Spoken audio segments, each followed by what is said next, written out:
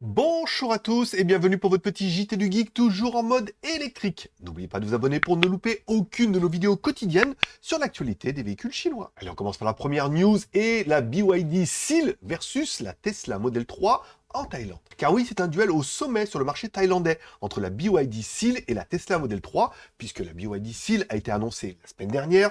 J'ai été faire une petite vidéo dans un concessionnaire que vous trouverez directement sur la chaîne, et il est là de se dire, alors, mais qu'est-ce qu'elle vaut par rapport à la Model 3? Allez, parlons un peu de la puissance. À prix équivalent, si on prend la BYD, elle frappe fort avec 390 kW et 640 Nm, contre respectivement 208 kW et 420 Nm pour la Tesla. Au niveau de l'autonomie, avantage pour la BYD avec 580 km contre 559 km pour la Tesla, suivant les normes NEDC. Au niveau de la batterie, la BYD se dote d'une capacité de 82,56 kWh, surpassant les 57 kWh de la Tesla. Et niveau prix, encore une fois, c'est des prix en Thaïlande hors taxe, 41 558 € hors taxe pour la BYD contre 43 091 € pour la Tesla en Thaïlande. Donc un tarif presque équivalent, même si la BYD est encore un moins cher, la BYD offre une performance et une autonomie solide, tout en étant plus abordable. Allez, deuxième news, la Kaiji Shiwei, la mini EV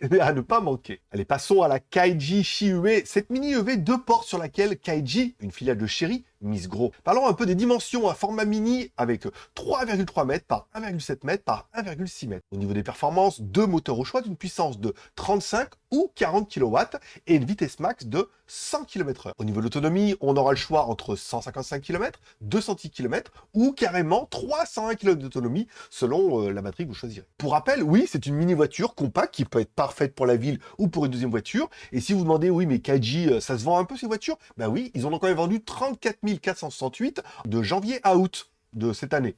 Donc, c'est-à-dire que les ventes sont quand même plutôt sympathiques. La petite question du jour, pensez-vous que la BYD Seal pourrait faire de l'ombre à Tesla dans d'autres marchés, hors que la France, puisqu'apparemment, chez vous, la Seal est certainement au même prix que la Tesla, voire plus cher.